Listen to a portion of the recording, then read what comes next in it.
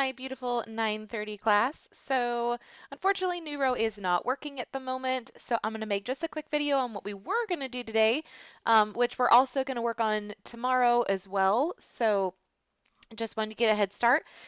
So the goal of the next two classes, which includes this class and tomorrow, is I want you guys to practice on multiplying and dividing fractions. That is our goal for this week. So this is what you would have seen. I have multiple ways for you guys to get some practice. There's a on your owns in the OLS. There's this cookie recipe calculation that I'm going to show you in just a second how to complete that. And then there is the mummy code breaker or a puzzle. I will show you that as well. If you finish all three of these tomorrow, don't worry, we're also going to be doing these in class tomorrow. Go ahead and spend some time in Reflex. There's also that practice test to get ready for your actual test at the end of the week. That's all available to you. Your test is not yet, but it will be. I just didn't want you guys to get to it too soon. So behind in these, please make sure you're using your notes. You are more than welcome to have this. It's all available to you in the learn part and in the content. And so let's show you guys how you can get some practice in. So one of the opportunities is this cookie recipe, which is a lot of fun. So basically this is a recipe for 1 dozen cookies, which if you don't know what a dozen is, that's 12.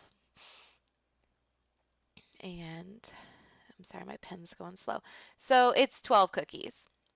Maggie's super hungry. So we're going to go ahead and adjust these numbers. So I'm going to do a couple of examples and I'll show you just good practice. So it says how much of each ingredient is needed to make 3 recipes. So if this is what it is for one recipe and we need to make 3, we have to ask ourselves, are we going to multiply each one of these by 3, divide each by 3? Well, if we're making 3 of them, we're making these numbers bigger. We need 3 times as much. So let's go ahead and do this first example. We need to make this 2 3/4, and we need to make it bigger. We need to multiply it by 3. All right, so in order for us to multiply fractions, we have to have them in fraction form. So the first step is the conversion, and sometimes I think this is the hardest part here.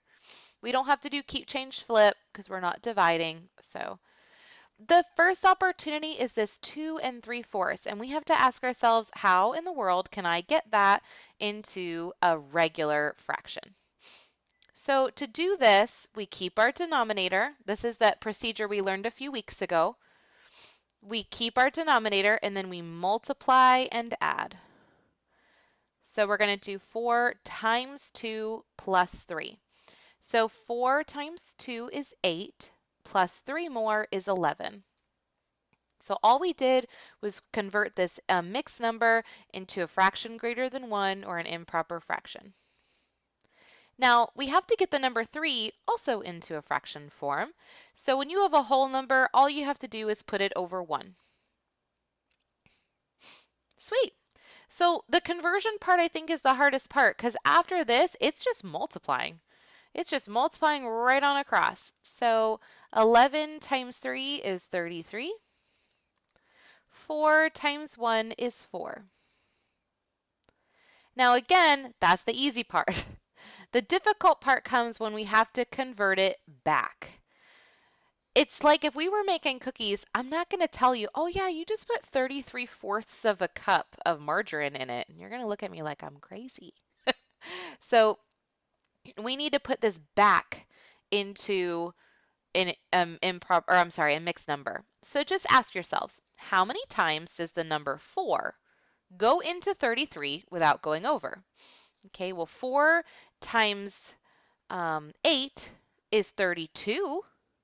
So that gets us close. And then we have 1 left over. So this would be your final answer. So we just took 2 3/4 cups of margarine and tripled it. So we multiplied it by 3 and we got 8 1/4. Isn't that cool? So that would be multiplying fractions. And you're going to have to do this times 3 to every single one. All right. The last one, these are the other two options are multiplying.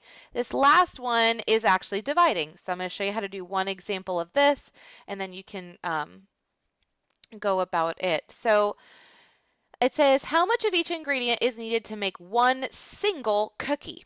So this is the amount that would need to make 12. So if we're making one of them, we need to do every single number and divide it by 12. So let's do this. I'm going to do this with the sugar this time. Let's do the sugar. So I'm going to take 1 2/3 and I'm going to divide by 12. So this is that Kentucky Fried flip fried fraction thing when we're dividing fractions, but they're not fractions yet. So first step, we have to convert them.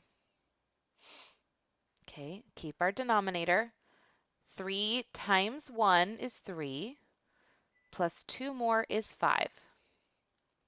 And then a whole number, we just put it over 1. Now we have some fractions. Sweet! Now we have some cute fractions to work with. So we can't just divide fractions. We got to do our keep, change, flip. Keep, change, flip. So I'm going to keep the 5/3, change change division to multiplication, and then flip our second fraction.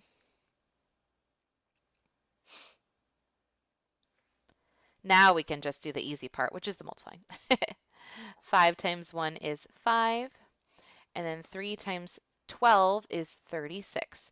And then you just have to see if we need to simplify it, and this is as simple as it can go. 5 is a prime number, so I can't simplify it anymore. But this is the dividing fractions part. And again, if I went too fast, feel free to watch this again. You can rewind it. Okay, the other opportunity you have is the mummy puzzle. So this is kind of fun, little Halloween themed thing, and it is just multiplying. You don't have to do the keep, change, flip. So how this works, it's a little complicated, but I'll show you. So this is the letter associated with this question, okay? So once you get your answer, you're going to put the letter A in it, and I'll explain. So let's just do 1/2 times 5, and I'm going to go ahead and just turn 5 into a fraction, or because I know that it's 5 over 1. So 1/2 times 5. 1 times 5 is 5. 2 times 1 is 2. Now I got to put it back into a mixed number. How many times can 2 go into 5? Well, I know it goes in 2 times, and I'll have 1 left over. Okay, so this is my answer. I'm looking for 2.5 for the letter A. So in my puzzle, wherever I see an answer of 2.5, I'm going to put the letter A. And that's it.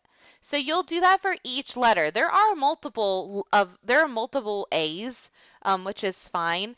But so then you'll do this one, which is 3/4 times 2, and whatever that answer is, you'll put an H. Again, these opportunities are optional. The focus is that you actually get to practice.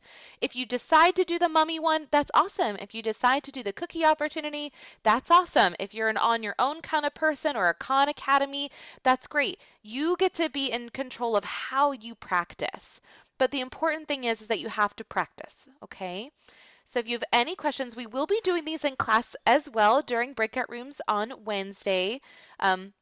So we'll have that opportunity. And then if you need any support, just rewatch this video. You can watch them. You can use your notes. You're welcome to. And I am always here for you. Thanks.